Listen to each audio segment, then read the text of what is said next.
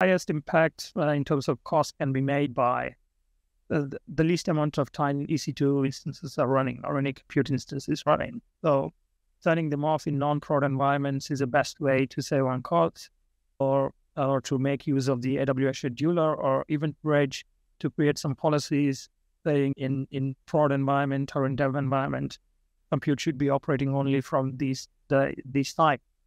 So yeah, you can automate that in terms of turning on and off EC2s on a schedule.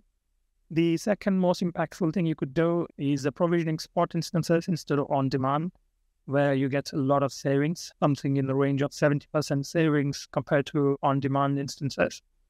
It may not always be possible in production environments where availability is key, but for example, in a Kubernetes environment, this risk is reduced a little bit because Kubernetes is highly available. So you could have node groups with different machine instances, but still using spot instances, so that even if particular instance type is recalled, the pods can be scheduled on a different instance type.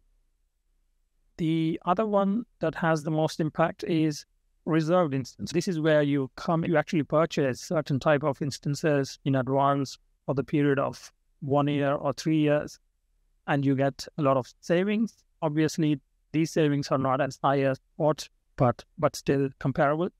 But unlike Spot, they won't be recalled. So these instances are there for you for the contract period.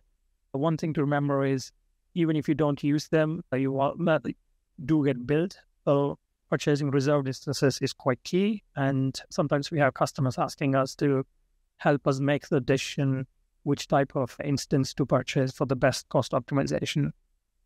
So the other type of cost saving is purchasing savings plans. Saving plans are more like a reserved instance, but instead of buying a particular type of EC2 instance, you're basically committing a certain amount of money as to AWS in return for a certain amount of discount. It's very flexible. It's like the go-to savings plan for most of our customers, because this not only includes EC2 instances, but also Fargate and Lambda, and it can be applied across regions, across instance types. So it's the most flexible way, but the cost savings compared to a reserved instance would be slightly lower, but you gain more flexibility using savings.